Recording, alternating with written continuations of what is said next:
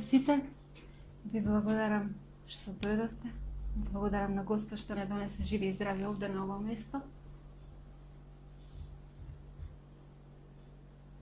Денес ќе зборуваме за болеста како глобален проблем.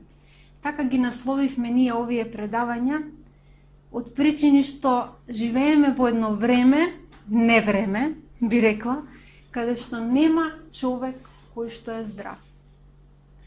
Сите се среќаваме со некој проблем, здравствен. Кога јас и Чеслав работевме на оваа книга, размислувавме долго за сите проблеми што не обкружуваат, поврзани со здравието, и така дојдовме до една целина и Господ ни даде еден наслов соодветен за таа книга. Се вика 8 моќни исцелители. 8 моќни исцелители кои што можат и синхронизирани заедно придонесуваат за здрав живот. Ние денес, како што реков, се среќаваме со голем проблем. Во училиштето кај што учи ќерка ми, секоја година по 2-3 деца се заболени од рак. Не знам колку деца се болни од леухемија, колку деца се болни од диабетис. Јас се згранав кога дознав дека многу деца денес се болни од диабетис. Сега излезе во некој весник, не се сеќавам баш во кој прочитав, Советот за здравство на Македонија дошол до некој односно испитување се извршило, секое трето дете во Македонија е гојазно. А гојазноста предизвикува, нели, диабетис. Голем проблем. Навистина, каде е проблемот? Што сме направиле? Бидејќи знаеме дека порано може би смртноста била поголема поради војни, пред 50-100 години зборувам, поради војни или елементарни непогоди, или може би некои, не знам, епидемии, но денес во 21 век, кога што медицината е развиена, кога одите на лекари и само со еден скенер докторите можат да видат секоја клетка во вашето тело како функционира. А сепак смртноста е огромна, болести колку сакате, медицината помош нема, а викаме техниката е развиена на напредно ниво. Зошто е тоа така? Каде е нашиот проблем? Мораме да тргнеме од некаде, да се запрашаме и да си помогнеме или да бараме помош на некој начин. Ние, како што реков, дојдовме до 8 исцелители кои што постојат во природата и кои што небото ги одобрува. Не е битно сега по кој редослед ќе ги презентираме тие 8 исцелители. Битно е да во текот на овие предавања цело време ги повторуваме и да ги запомниме тие 8 фактори кои што се неопходни за наше здравје и за наш здрав живот. Јас почнав од движење. Зошто од движење? Затоа што денес мислам дека поради неактивноста имаме голем проблем. Луѓето се врзани во градовите, работат по канцеларии или некоја друга работа во текстилна индустрија, мојот сопруг тамо работи, постојано во затворен простор, слабо движење, нема чист воздух и ете ти проблем. Тоа долгорочно доведува до проблем здравствен. Ние кога бевме деца не мирувавме. Од сабаље излегувавме надвор, се враќавме вечер дома. Постојано бевме во движење. Речеш? Нас има изрека. Кој видел главу и мирно дете? Да, тоа не постои. Точно така, мирно дете. Но денес не е така. И со децата имаме проблем. Децата се пред своите лаптопи и компјутери, не се движат, не одат надвор, И ете го проблемот. Еден од проблемите зашто се појавува болест. И го зеде Господ Бог човекот кого го создаде, го насели во Едемската градина за да ја обработува и да ја чува. Елена Вајт во оваа книга пишува: активноста е закон на нашето битие. Секој орган на телото има своја одредена задача и од неговото извршување зависи нашиот развој и силата. Правилната работа на сите органи му дава на организмот сила и виталност, додека тенденцијата кон неактивност води кон распаѓање и смрт. Мојот дедо беше инвалид. Во младоста имал проблем, додека патувал патувал со конј до своето работно место во градот и се случил некој проблем, конјот го влечел некој известно време и човекот останал инвалид. Ниту еден ден јас не го видов мојот дедо да седи или да тагува или да е преокупиран со проблемот што го има здравствен. Постојано беше подвижен, од него научив се што се однесува, што е поврзано со земјоделие, што е поврзано со хигиена, што е поврзано со здравје. Од него научив да станувам рано од сабаље, да се мијам. Сите основни, елементарни работи кои што треба едно дете да ги научи во младост, јас ги научив од мојот дедо кој што беше инвалид. Човекот беше постојано подвижен и активен. Така да активноста за нашето битие е од елементарно значење. Сега, зошто е важно да бидеме физички активни? Активноста вика го забрзува крвотокот со што се одржува кожата здрава. Крвта носи живот во нашето тело. Знаеме, ние при клеточно дишење, крвта е таа која што носи хранливи материи до сите клетки и ткива на нашето тело и кислород, а од таму ги враќа непотребните материи и аглеродиоксид и преку органите кои што представуваат филтри во нашето тело, тоа се белите дробови, бубрезите и црниот дроб, ги исфрла надвор во надворешната средина. За да имаме здрава крв, меѓу другите фактори кои што последователно пак ќе ги споменуваме и ќе се навраќаме на нив, е многу битна физичката активност. Во совршена циркулација, вика Елена Вајт, е совршено здравје. Друга битна работа се белите дробови. Тие мора да се нахранат со чист и свеж воздух, а рековме дека крвта е таа која што и до нив носи кислород. Движењето ја потпомага работата на органите за варење. Многу е битно после секој оброк да излеземе на прошетка и да му помогнеме на нашиот желудник полесно да ја обработи, да ја свари храната. Пешачењето е важно за оние кои имаат болни повреди на екстремитетите.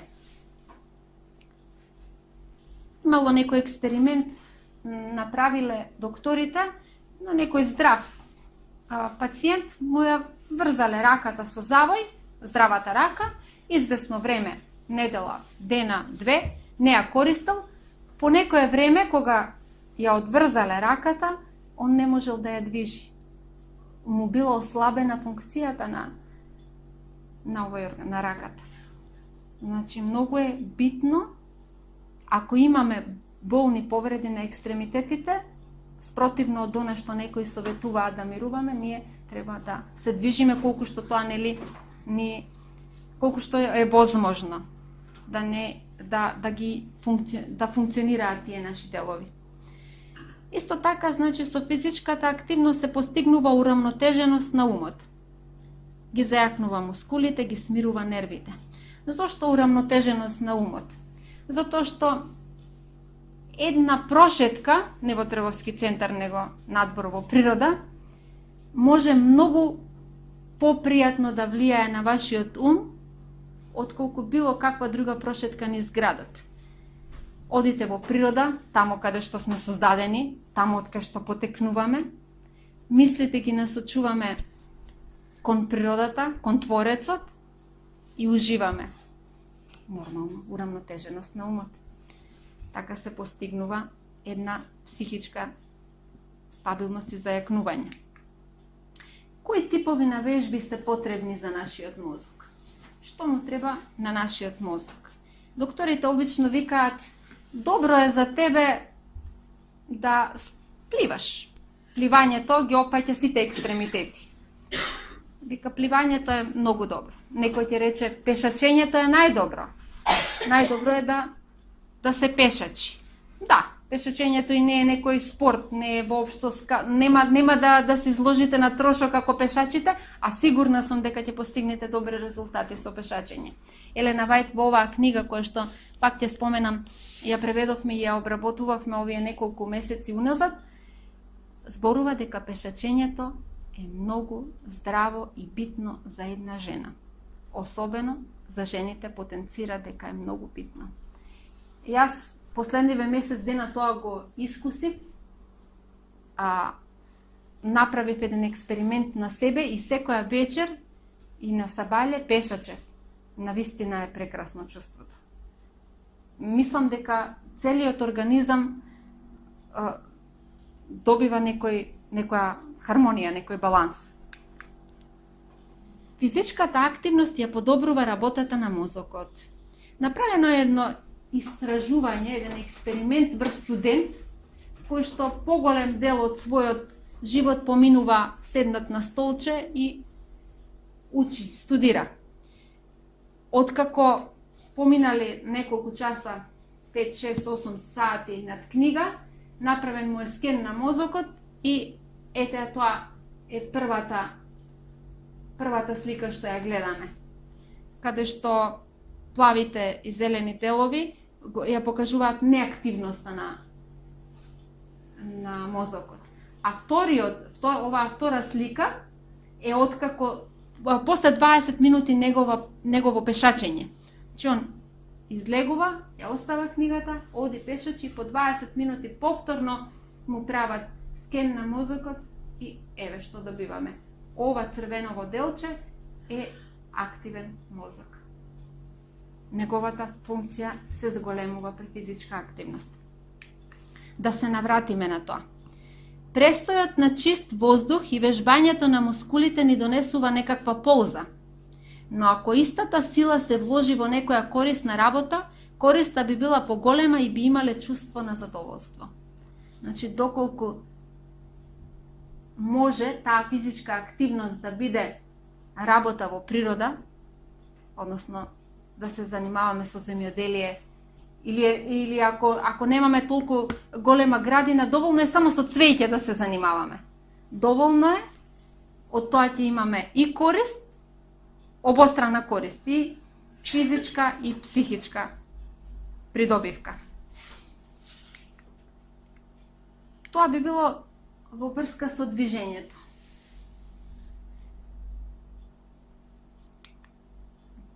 Да преминеме на друг битен фактор или исцелител, важен за нашето тело.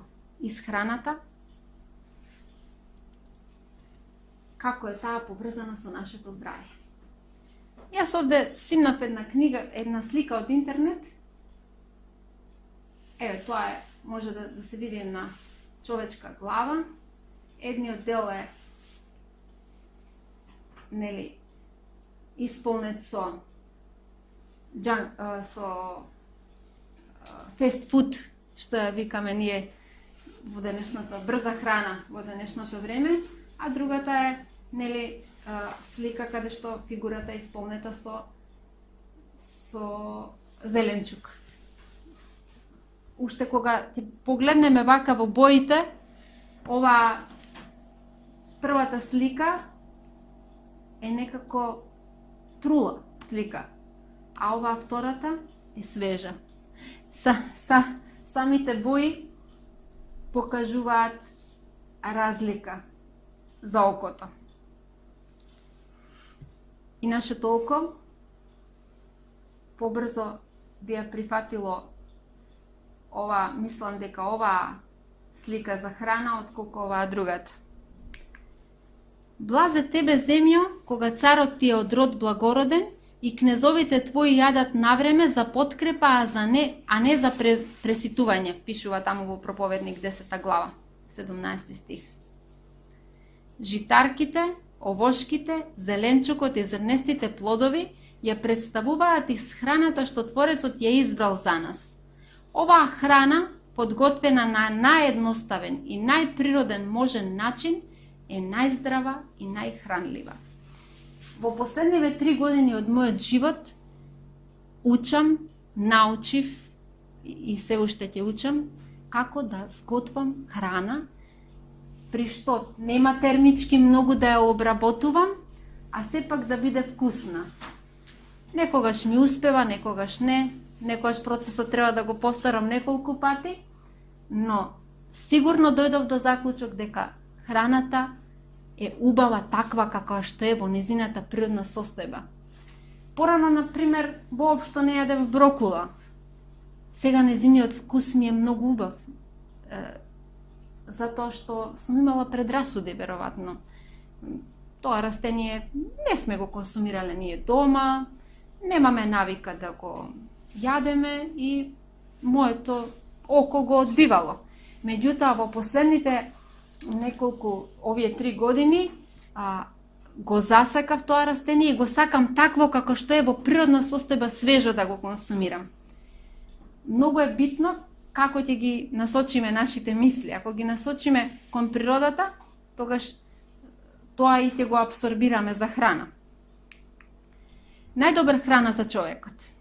Која е најдобра храна за човекот? Да се вратиме, значи, на планот што Господ го одредил за човештвото. Оној кој го создал човекот и кој ги разбира неговите потреби, му ја одредил храната на Адам.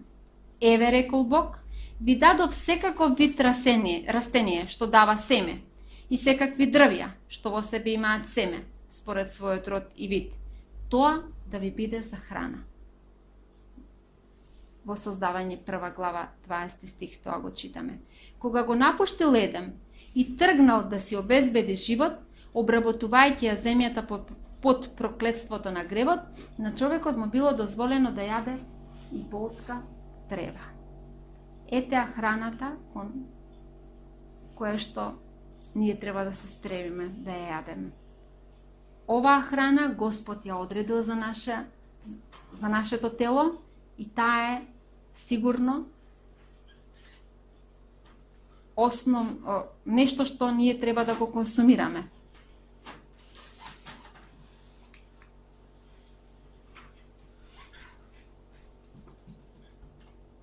Еве што е неопходно за здраво срце, викаат лекарите во последните истражувања.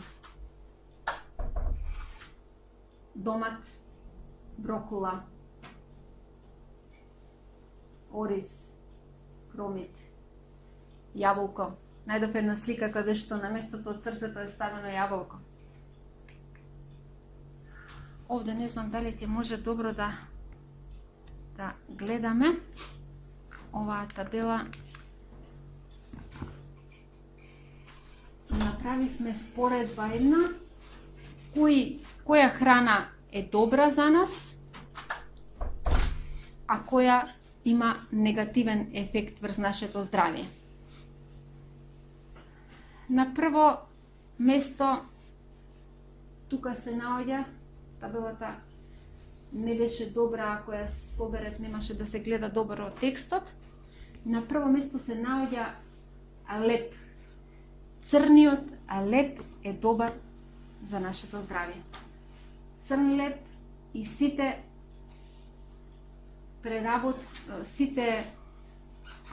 пецива кои што се добиваат од црн леп или од цело зрно на жито. Во спротивно од тоа, лошо за нашето здравје или негативен ефект по нашето здравје има белиот леп, белите пецива и преработки. Во едно истражување неодамна правев едно испитување за лебот и најдов податок дека во денешниот лебот што се меси за индустријска, нели, во индустријата за масивна продажба, ставаат антифриз и цимент. Да. Еден Цимент или цемент? цимент, цемент, да. Во многу мали количини, да. Едното е за да се подобри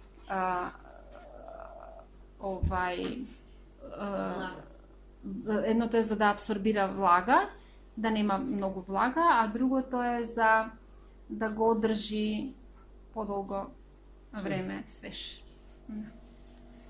Тоа е страшно. Дури и да, тоа е отровеќе. Да, дури и да јадеме бел леб, барем да си го подготвиме сами, така ќе знаеме што сме подготвиле. Друг проблем глобален на денешницата се шеќерите и сите преработки од шеќер. Рафинираниот шеќер, се што се нарекува храна, под наводници. Денес треба, ако сакаме да го повратиме своето здравје или да го сочуваме нашето здравје, мора да престанеме да одиме да купуваме намирници во маркетите. Тамо нема ништо кое што може да послужи за наше здравје. Тоа е само нешто што се нарекува храна. Нешто добро спакувано што личи на храна. Добро спакувано за вид, добро направено да имитира мирис на вистинска храна и нормално дека има одредена доза на зачини кои што предизвикуваат стимуланси, кои што предизвикуваат зависност за повторно да го јадеме. Еве јас, ако изедам една чоколада, јас не можам да престанам. Додека не ако отворам чоколада, јас не можам да престанам додека не ја изедам цела. Таа има нешто во себе што ми предизвикува зависност, што ме тера да земам уште едно парче. И последниве 3 години избегнувам да одам во маркети. Тешко е, навистина, ама може да се најде. Може да се најде од каде да се купува здрава храна, ако не произведувате. Ако произведувате, тоа е најдобро. Ама ако не произведувате, може се уште да се најде, барем на нашиве поднебја, храна која што е добра и не содржи хемија во себе. Сите, значи, преработки на шеќер прават огромен проблем на нашето здравје. Од друга страна, добри и корисни шеќери за нас кои се? Мед, потоа урми, смокви, сите оние агаве, сируп, значи добиени. Тоа може би преработка, јас сега нема да навлегувам, но може да се добие на природен начин, сами да добиете некои такви, да речем, засладувачи. Благодарам. Друго што е битно за нашето здравје се нормално овошјето. Овошјето е чистач на организмот. Овошјето и зеленчукот, колку што е можно повеќе да ги внесуваме во природна форма, необработени, такви какви што ги создала природата, без да им ги одземаме хранливите и нутритивни вредности. Мешункастите растенија неопходни за изградба на нашето тело, што содржат протеини, тоа се боранија, леќа, граф, соја, грашак. Наспроти нив, она што треба да го одбегнуваме се месото и месните преработки, морски плодови и риба. Многу луѓе ме прашуваат, кога ќе кажам дека сум вегетаријанец, ме прашуваат зошто не јадеш риба. Да, рибата има во себе состојки кои што се можеби добри за нашето тело. Сега јас не сум нутриционист и не можам да зборувам на таа тема што содржи во себе, знам дека содржи омега масни киселини. Меѓутоа, денес рибите не се задржуваат на едно место. Да, вие можеби ќе најдете во некоја река, има и такво истражување, во некоја река, поток, некој на планина, таму на Беласица или Водаутица, фатена риба, анализирана и во неја има канцерогени супстанции. Значи, таа риба дошла од некаде, тука. Тоа е проблем, затоа што денеска човекот си ја уништил природата, па ги загадил и кудрите животни кои што трпат поради неговото невнимание. Семиња и ладно цедени масла добиени од нив: сусам, лен, сончоглед, семки, тиква, чија семе денес модерно. Наспроти нив, она што не треба да го јадеме и е проблем за нашето тело се путер, маргарин, секакви видови на млечни преработки, стари и превриени сирења. Ладно цедено масло и маслинки се нешто кое што можеме да го консумираме, а наспроти тоа рафинирани масла и животинска маст треба да ги отфрлиме од нашата исхрана. Ова веќе го кажавме за урмите, сирупи кои што можете и сами да си ги направите, мед, сите засладувачи, наспроти нив сладки торти, колачи со шеќер, млеко и јајца. Еден податок прочитав исто во оваа книга. Млекото, шеќерот и јајцата во комбинација се убиствена комбинација за нашето тело. И треба најстрого да се одбегнуваат. Друго што е поволно за нашето здравје е нормално јаткастите плодови, но во мали умерени количини. Како природата функционира? Ореви, бадеми, тие се малечки и по мало пакување доаѓаат. И самото тоа ни кажува дека треба малку да ги употребуваме. А додека едно јаболко може да биде и половина кило да тежи, значи тоа можеме и половина да изедеме од него. Самата природа не насочува и ни кажува што и како треба да правиме. Само треба да ја слушаме. Само треба да се подсетиме дека сме дел од неа. Тоа ни фали. Млеко и јајца се добри, да речеме, за нашето здравје, меѓутоа ако се добиени од здрави крави или кози и кокошки, одгледувани во еколошка средина, односно органски ако се. Денес е тоа малце тешко да се најде. Пак сме направиле тука ние луѓето проблем. И е тешко да се најдат. Од друга страна, проблем за нашето тело се содата и прашокот за пecivo. Неодамна исто еден рецепт ми беше даден, нормално со прашок за пecivo, некоја торта, и јас реков, откако нели ја обработувавме оваа книга, сватив дека содата е проблем и прашокот за пecivo е проблем за нашето тело и дека не треба да се консумираат, и нормално ги нема такви во природата, тоа е преработка, значи не е за нашето тело. И јас решив да не ставам ништо, само да тие намирници кои што си ги имам, како брашно, гриз, овошје, и тортата излезе фантастична. Немаше потреба воопшто од пecivo. Иако таму пишуваше во рецептот дека треба да се употреби. Тоа е нешто кое што исто пак индустријата ни го наметнала и ние го употребуваме, а на штета на нашето здравје. Друга здравствена придобивка се свежо цедените сокови од овоше и зеленчук, смути денеска популарно во сите варијанти, многу сладко.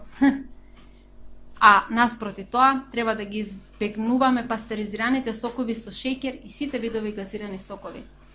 Имаше исто еден податок дека индустријата всушност само добро ги пакува тие сокови во кои што пишува дека има 100% овошје и дека е тоа органско овошје, а уствари пиеме само боја, добро имитирани вкусови и пак имаме проблем. Водата незаменлива, изворска, нискоминерална вика науката. Јас ќе кажам таа што е најдобра за нашето поднебје.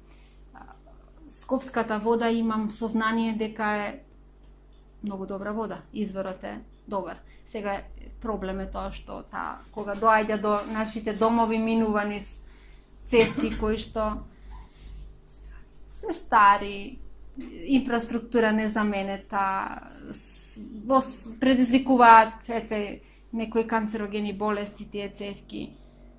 Проблем е значи само таа да се изфилтрира. ако може, да. Мислам дека е некое за сега добро решение филтрирањето, доколку може да го постигнете и тоа е ефект. Така барем гарантираат оние што ја продаваат. Наспротив тоа, нешто што треба да го одбегнуваме се чајот, кафето, алкохолните пијалаци. Кога станува збор за чајот, сакам да спомнам тоа што го дознав исто од оваа книга, е дека чај да, може, од овошје. Сварите овошје, јаболко и добиете чај. Тоа е нешто како топол компот во зима.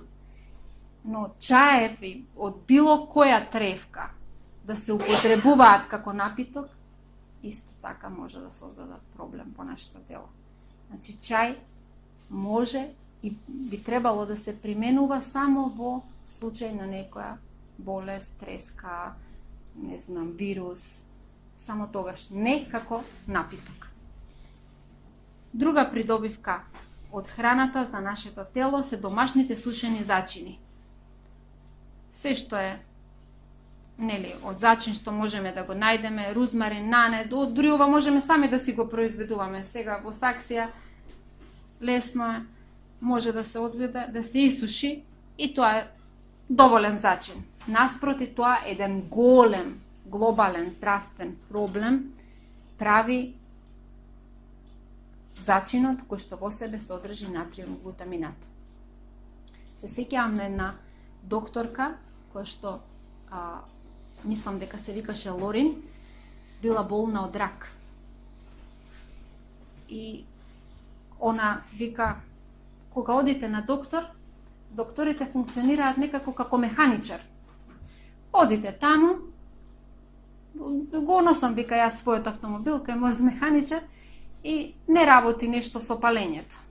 Он вика, па добро, може и вака. Го преспојува тоа, тој дел, да речеме, што прави проблем во механизмот за палење, го преспојува тој дел, вика, можете и без ова не ви треба. Пак, јас имам следен пат проблем, вика, можете и без ова, ќе го преспоиме. Овој дел ќе го извадиме, не мора да функционира. И на крај, колата скрос откаже, вика, стара ви е, време да си купите нова. Значи, така и докторите. Овој дел не функционира, тој може да го отстраниме. Можете вие и без ова. Едно белодробно крило е заболено, ќе го отстраниме. Со едно можете да функционирате. Ама тој принцип не е баш добар. До кога? Додека останеме без сите органи. Не оди тоа така. Мора да постои некој друг начин, без да се отстрануваат органите од нашето тело. Токму овој натриум глутаминат е еден голем проблем. Токму тоа, оваа докторка, сакав тоа да го спомнам, вика, 100 години пред јас да заболам и пред да оздравам од оваа болест што се вика рак, една жена по име Елена Вајт ги изнела сите овие придобивки кои што се неопходни за здрав живот, а се толку едноставни и достапни за секого, за сечи джеб, за сите нас. И таа го спомнува баш овој натриум глутаминат, кој што, а и на други места исто така најдов, дека е субстанција која што денес ја прикриваат, под разни имиња може да се најде, како емулгатор таков, засладувач таков, меѓутоа се станува збор за една те иста субстанција која што се вика натриум глутаминат и е многу поопасна од, не знам така, месо или поголема количина на сол внесена во организмот. Поопасна за нашето здравје од било што друго. Ние можеме, нели, спомнавме дека овошјето е чистач, зеленчукот е градител на нашето тело. Сите овие зеленчуци и овошје ние можеме да си ги упакуваме во лето и да си ги складираме за зима. И тоа е најдобро да не бидат конзервирани во конзерви, нели, туку да бидат во стаклени тегли, со мала количина на шеќер колку да го држи како конзерванс да делува, и тоа е супер храна за во зима. Наспроти тоа, нешто што треба да одбегнуваме е туршија и оцет. Ако некој сака кисело, може лимон да се користи. Лимонот е добра опција. Замрзавање? Замрзнувањето во денешно време, да. Јас се извинувам, тоа не го напишав, затоа што си ги користе податоците од оваа книга, во тоа време немало замрзнувачи, меѓутоа денеска ние имаме исто една добра придобивка, тоа е замрзнувачот, и можеме да си замрзнуваме храна за во зима. Науката вика, јас сега тука не сум компетентна баш за да кажам, меѓутоа науката вика дека остануваат во иста состојба. И тоа има одредени зеленчуци колку време може да стојат замрзнати, одредени овоштија, во главном сите овошки може да стојат 10-12 месеци замрзнати. И потоа не се добри за консумирање. Тоа јас го имам како податок. Друг проблем е скудната и лошо приготвена храна, која ја расипува крвта со тоа што ги ослабува органите што ја создаваат. Таа ја попречува работата на целиот организам и донесува болести, како и раздразливост и лошо расположение. Илјадници и десетици илјади денес се жртви на лошо готвење. На многу гробови би можело да се напише умрел од лошо готвење, умрел од злоупотребен желудник. Оваа професија е некако подценета, мада во денешно време зазема голем замав кулинарството и е една добро платена професија, како што имам ја информација. Меѓутоа треба секое семејство, небитно мажот или жената, да знаат да сготват добра храна за семејството. Затоа што е многу битно за нашето здравје. Готвачките треба да знаат како да подготват едноставна храна на едноставен и здрав начин, а таа ќе биде повкусна и поздрава токму поради својата едноставност. Стомакот е во тесна врска со мозокот и кога стомакот е заболен, нервната енергија од мозокот доаѓа да им помогне на ослабените органи за варење. Ако ова се случува премногу често, мозокот се преоптоварува. Јас имав една идеја да и помогнам на ќерка ми да засака здрава храна. Нормално, таа живее во ова време каде што имате чипс, имате разноразни чоколади со толку убави надписи, имиња во разноразни форми, тешко е да им се одолее. Сега, како ние тоа да го смениме? Јас дојдов на една идеја, бидејќи денеска е популарно да си познат јутубер, да направиш нешто за незината возраст, да направиш нешто и да имаш свој канал на YouTube. Ја викам, Анастасија, што не ти да готвиш храна? И нормално ќе ја ставиме на YouTube. Што викаш? Она вика, може да, а јас ќе имам свој канал? Па да, може да пробаме? Може. И она зема да готви и толку се умисли во тоа, толку се занесе, што секој ден сакаше нешто да готви. Па ќе сготви, например, ќе направи некои мафини и одма трча во соседството, во другите станови да ги почести што направила, задоволна, и почна нормално да ги консумира.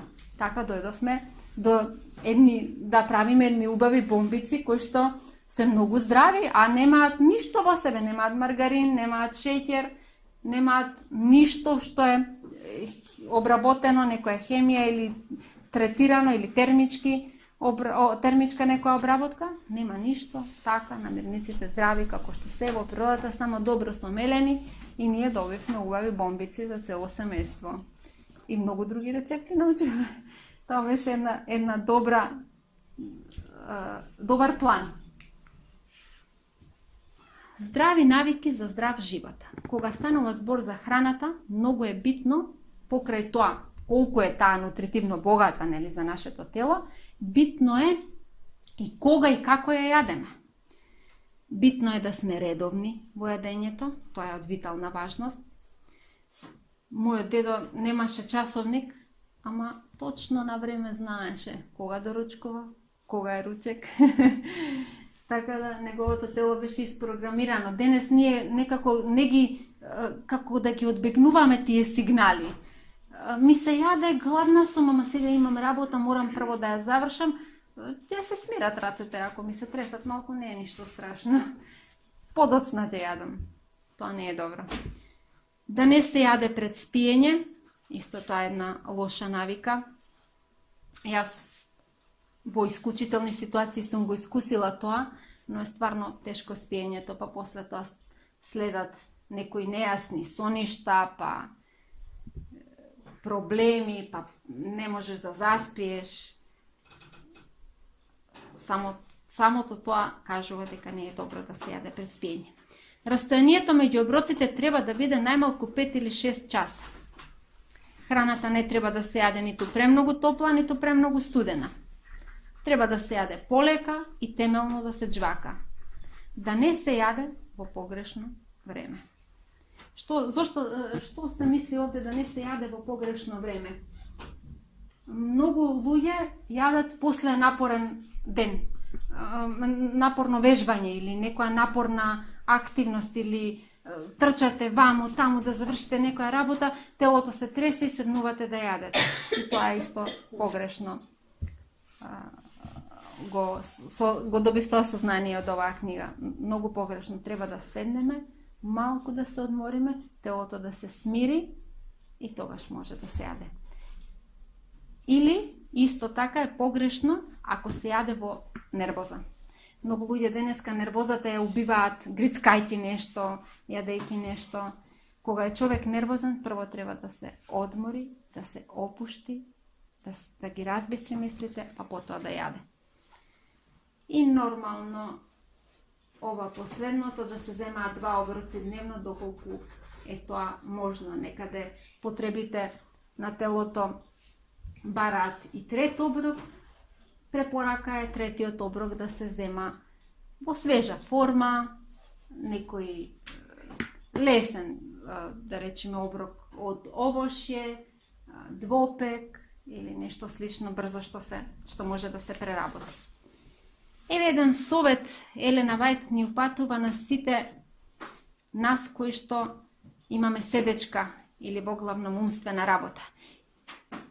Нека оние кои имаат доволно морална храброст и самоконтрола се обидат да го спроведат ова. При секој оброк земете само 2 или 3 вида едноставна храна и не јадете повеќе отколку што е потребно за да го задоволите гладот. Вежбајте активно секој ден и проверете дали ќе имате придобивки. Јас дојдов до сознание исто од книгата дека Елена Вајт со истиот апетит со кој што седнувала, со истиот станувала од трпезата. И тоа е и било некоја индикација дека е доволно. Дека нема прејадување. И сега една тема која што денес е многу прогресивна, може и агресивна. Зошто да не се јаде месо? Ако се навратиме на првобитниот план на Бога, тој ни одредил храна која што е од растително потекло за нас. Тоа се променило во историјата, јас се нема да навлезам на тој дел, само ќе набрам 4 работи кои што по мене ми оставија силен печаток, зошто јас не би требало да јадам месо. Оние што јадат месо не јадат ништо друго освен житарки и зеленчук од втора рака. Луѓето постојано јадат месо полно со туберкулозни и канцерогени бактерии. На тој начин туберкулозата, ракот и другите смртоносни болести се пренесуваат.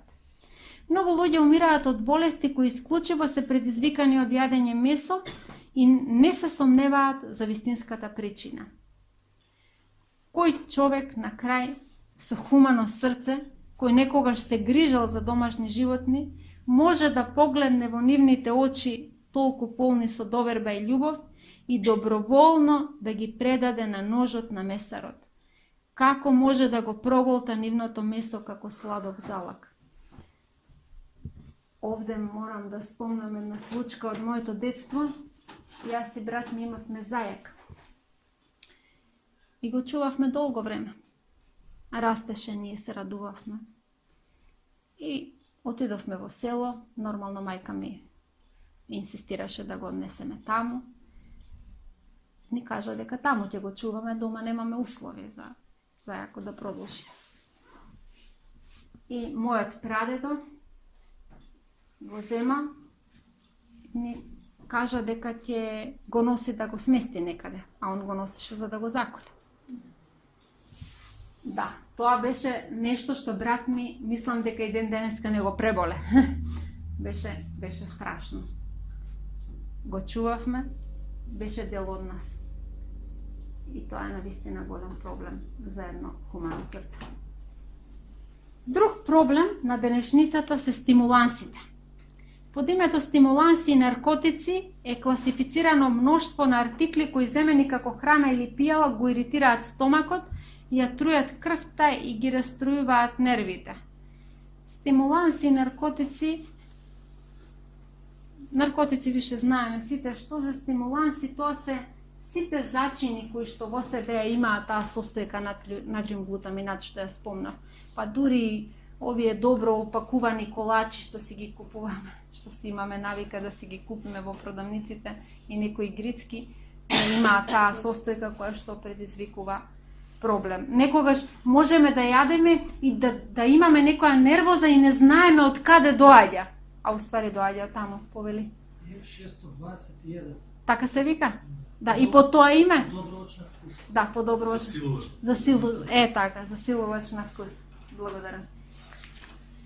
Што се однесува до чајот, кафето и виното, тутунот и опиумот и алкохолните пијалаци, најсигурен пат е не земај, не вкусувај, не допирај. Една другарка имав, се будеше со раката, барајќи цигари. Така и беше будењето. И упорно ми тврдеше дека таа може да ги остави цигарите кога сака. Дека тоа е навик. Ама кога проба, не беше така. После некое време, тие ствараат зависност. Мудриот Соломон има еден опис за алкохолот во Светото писмо дадено и тоа е нешто што навистина импресионира. Виното е подсмевач, жестокиот пијалок буен и секој кој ме починет не е разумен. Кому ах, кому ох, кому кавга, кому жал, кому рани без причина, кому зацрвенети очи. На оние што заседнуваат околу вино, кои одат да бараат вино со ароми. Не го гледај виното како се црвенее, кога се прелива светликаво во чашата. Како убаво се лее, отпосле тоа ќе те касне како змија и ќе жилне како отровница. Навистина, човечкото перо нема забележено посилно, човечкото око нема забележено посилен стих кој што го објаснува и го опишува зависникот од алкохол. Најсигурен пат е не вкусувај, не допирај, не пробувај. Како беше реченицата. Друг здравствен фактор е употребата на вода. Водата минерална, не хлорирана, не упропастена, такава каква што е во природата, е најдобриот пијалак за нашето тело. И во здравје, и во болест, чистата вода представува еден од најдобрите небесни благослови. Правилната употреба на истата го обновува здравјето. Пијте ја слободно, таа ги подмирува потребите на организмот, помагајќи и на природата да се спротистави на болеста.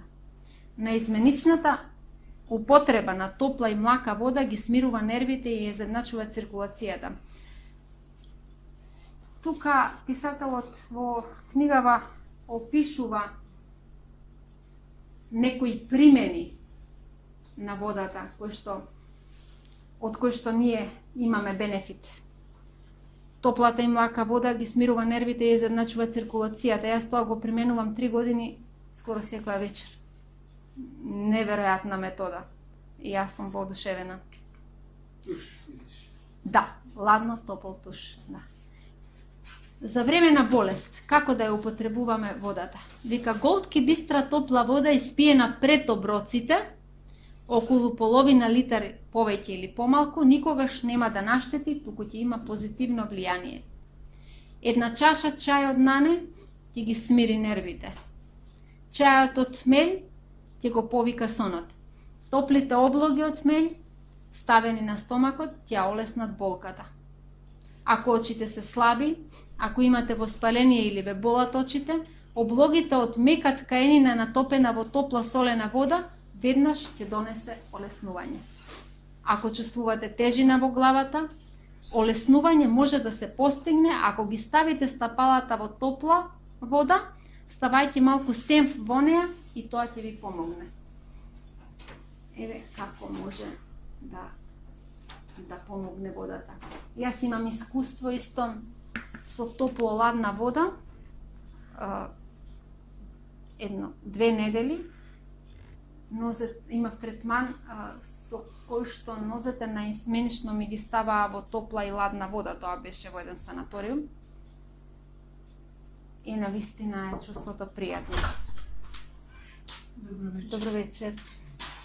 Неколку минути во топла и малку во ладна вода. 1 минутка, да речеме 3-4 минути во топла вода, 1 минутка во ладна вода. И тоа е исто добра здравствена придобивка од водата. Кога би давале за пиење многу вода и би ставале надворешни облоги од истата во случај на треска, би заштедиле долги ноќи и денови на страдање и би спасиле многу драгоцени животи. Денес и медицината знае дека употребата на водата благопријатно делува на болниот. Но во минатото стравувале дека ако му стават на болниот болен од треска вода, дека може да му ја влошат состојбата, дека температурата може да му се покачи. Малку поинаку ги сваќале работите, меѓутоа знаеме ние пожар со што се гасни. Само со вода на ниеден друг начин. Така и при повишена телесна температура. Само вода може да ја изгасне нашата жет. Едноставни се даровите во природата. Едноставно функционира природата. Едноставноста Бог ја применува и преку едноставни средства Он ни зборува за неговата совршеност. Правилна и погрешна употреба на водата. Земена за време на оброкот, водата го намалува лачењето на плунката, а колку водата е постудена, толку е поштетна за желудникот. А топлите пак пијалаци го заслабуваат желудникот. Храната не треба да се одмива, не е потребно да се пие за време на оброкот. Колку повеќе течност ќе внесете во желудникот заедно со храната, толку нему ќе му биде потешко да ја преработи, бидејќи ќе мора прво да се абсорбира течноста. Ова правило јас веќе го применувам 18 години во мојот живот и многу сум задоволна. Мислам дека голем дел од моите проблеми со желудникот се решија кога почнав правилно да ја употребувам водата. Важноста на капењето со вода. Сите што имаат деца, ова го осетиле во својот живот. Една ваква насмевка, кога вашето дете се бања. Уживање. Најискрените суштества на светот не знаат да скријат насмевка и радост. Капењето и на болните и на потполно здравите им овозможува полесно и послободно дишење. По капењето мускулите полесно се свиткуваат, умот и телото се поживотворни, мислата станува поведра и секоја способност посвежа.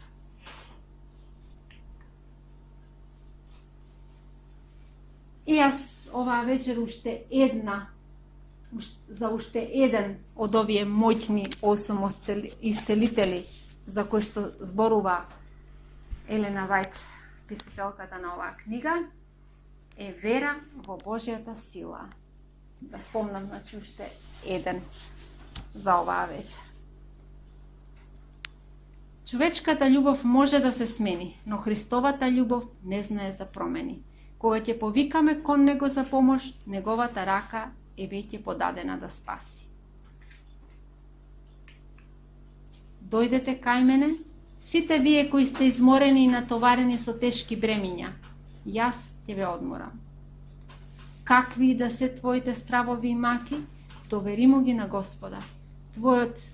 Тогаш твојот дух ќе биде засилен, за да можеш да издржиш. Пред тебе ќе се отвори пат, за да излезеш од збунетоста и маката. Колку мислиш дека си послаб и со помалку сила, толку посилен ќе станеш во Неговата сила. Мојата тетка веќе 20 години има некаква диагноза. Оди на лекар, пред 18 години беше тоа, и кажа дека за месец дена ќе умре. Има тумор на мозокот и дека тој е така прогресира што за еден месец ќе умре. Не се откажа лесно. Се врати дома и прво нешто што направи е замина во село. И таму живееше скоро цела година. Прво тоа. Отиде таму и јас се прашував што правеше. Секој ден, вика, излегував надвор и се молев: Господе, те молам да живеам уште еден ден. И секој ден тоа. Излегував, вика, надвор и само ќе излезнам, ќе погледнам кон небото и ќе речам: Господе, те молам да живеам само уште еден ден. И кога се врати од таму за едно месец, 2-3, немаше никаков тумор. И сега ја прашувам што и да има некаков проблем, она одма бара природни начини како да се лекува, тие ги применува, не користи медикаменти. Ја прашувам зашто не одиш кога има некој проблем, имаше баш нешто проблеми со алергија, викам зашто не одиш на болница? А, не, вика, ќе ми најдат некоја болест со чудно име, ќе си умрам. Не одам, вика, јас на болница. Ќе ми измислат, вика, некоја болест со чудно име, можам да си умрам. Подобро ми е вака, добро ми е. Ќе си оздравам јас. Така да, Господ, навистина, во природата оставил средства кои што лекуваат. И тоа тие едноставно делуваат и доколку не и попречуваме ние на таа Божја сила, таа ќе си го заврши своето. И тоа е ветување од Бога. Се сеќавате на еден настан кој од Библијата, кој од можеби филм што гледал за Исус од Назарет, на еден настан каде што можеме да го видиме вистинскиот допир на верата. Се работи за една жена која боледувала подолго време од болест, 12 години од болест, само ги потрошила сите своји пари и средства, само за да ја кажа дека има болест која што не се лекува. Слушнала за Исус од Назарет кој што лекува во Израел и си помислила само да се допрам до него, само да дојдам кај Спасителот. Таму во Матеј 9 глава 21 стих вика: само ако се допрам до неговата облека, ќе оздравам. Додека тој поминувал, таа посегнала нанапред и успеала да се допре до работ на неговата облека. Во истиот миг знаела дека е исцелена. Во тој еден допир била сконцентрирана верата на незиниот живот и незините болки и слабости веднаш исчезнале. Исус можел да го почувствува обичниот допир на мноштвото кое го туркало во толпата додека поминувал низ градот од допирот на верата. Учениците го прашале, он рекол: кој ме допре? Учениците го прашале: учителе, толку луѓе тука, во оваа толпа се допреа до тебе, поминуваат, а ти прашуваш кој ме допре. Да, века, ама еден ме допре со вера. Почувствував дека сила излезе од мене.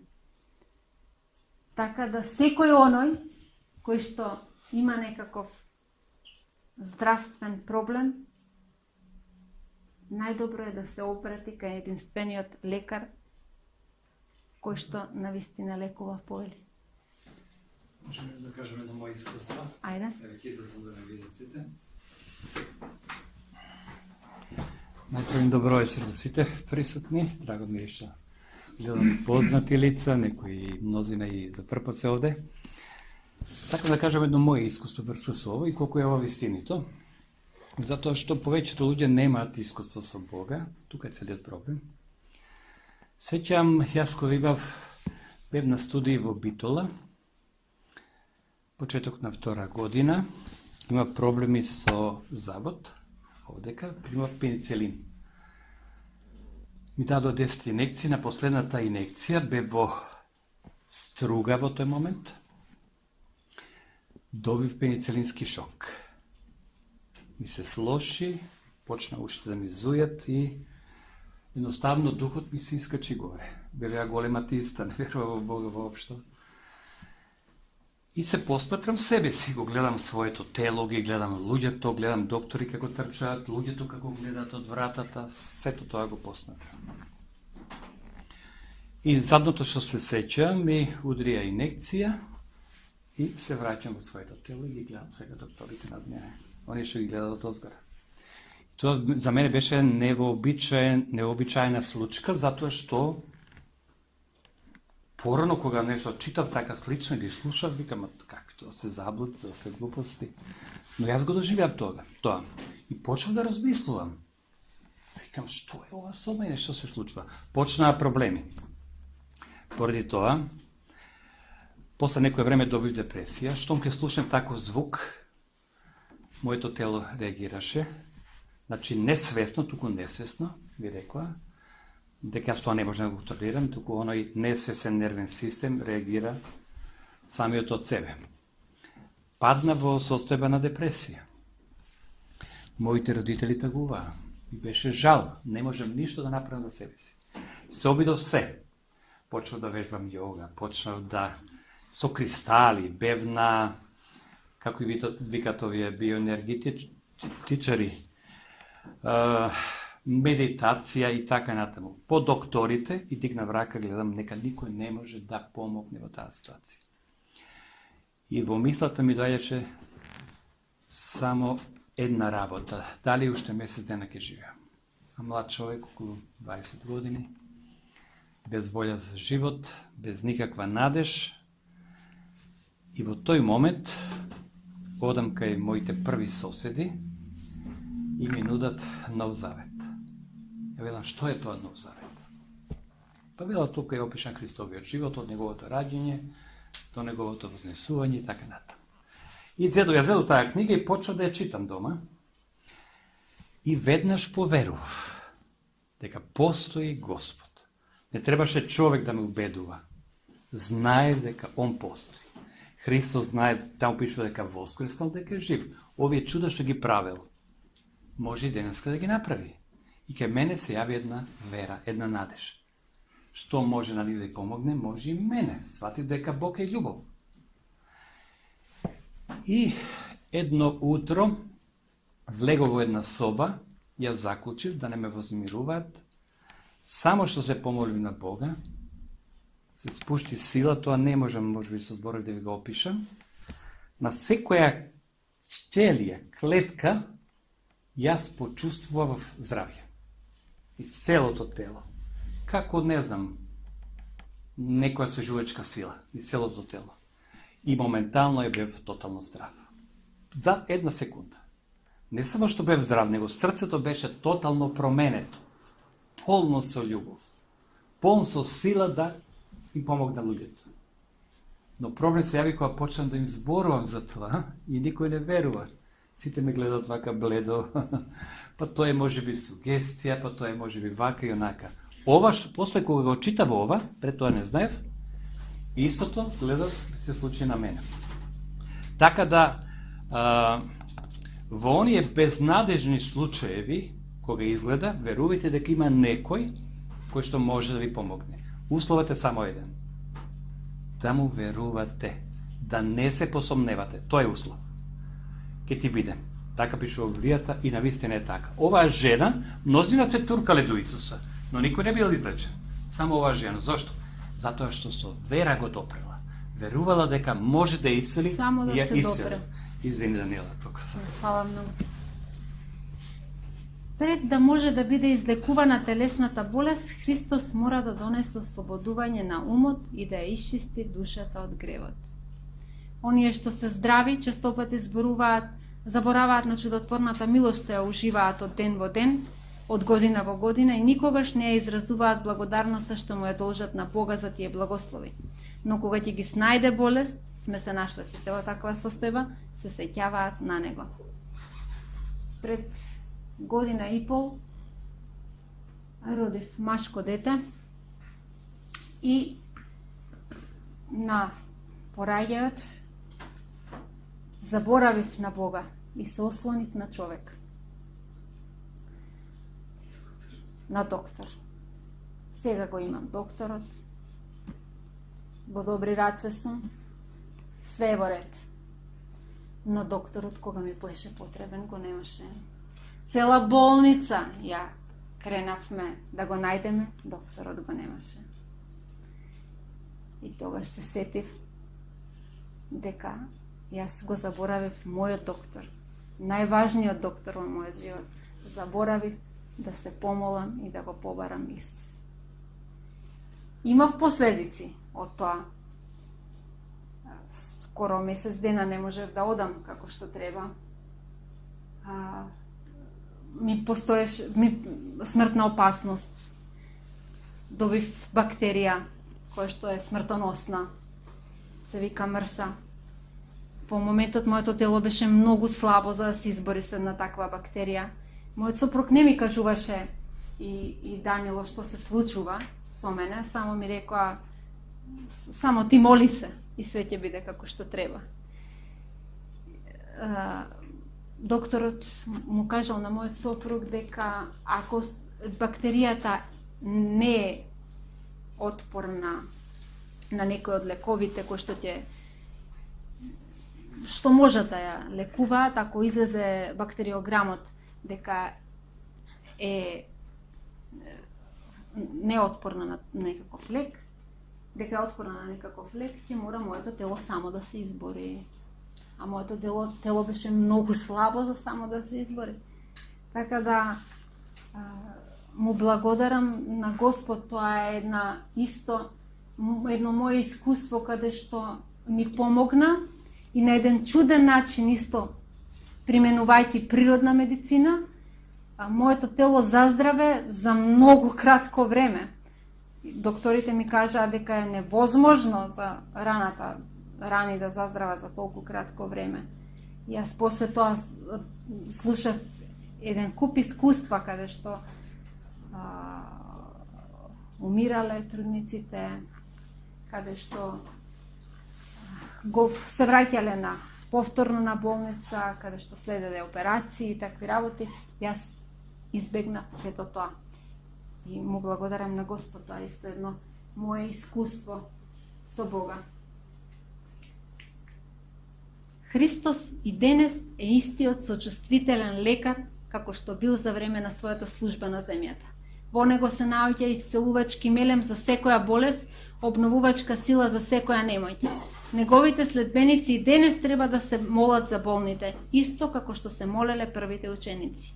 И исцелувањето ќе дојде, затоа што молитвата од вера ќе го спаси болниот.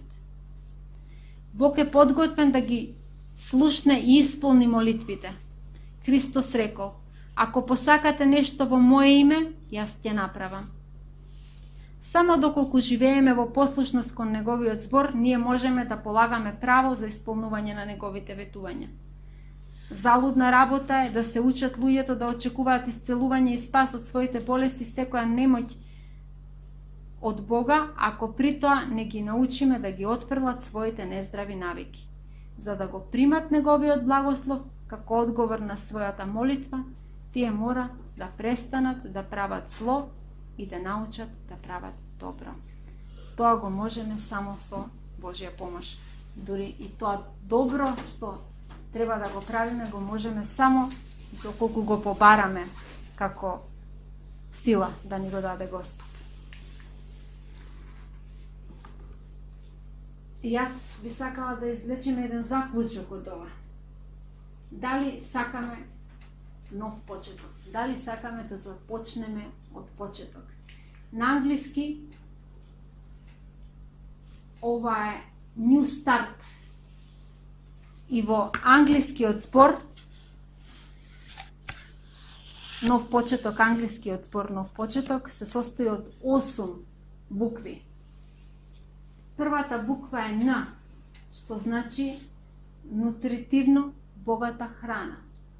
Втората е Е, што значи exercise или вежби. Exercise, фала не? Или вежби. Третата е дуплове. Water или вода. Четвртото слово е сонце. Петото слово е умереност. Шестото е воздух. Седмото одмор и осмото доверба во Бога.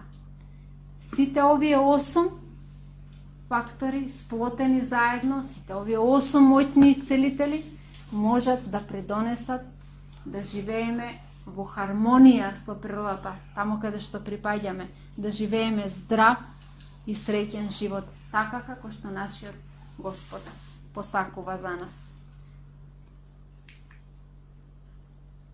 Јас ви посакувам на сите Божи благослов, ви посакувам на сите да се ослоните на Господа и да ги примените овие едноставни средства кои што Бог ги оставил за нас во природата. Да бидеме едни здрави луѓе кои што имаат здраво тело, така како што Господ не создал. А на нему нека му е вечна фала и слава за сите благослови. Амин.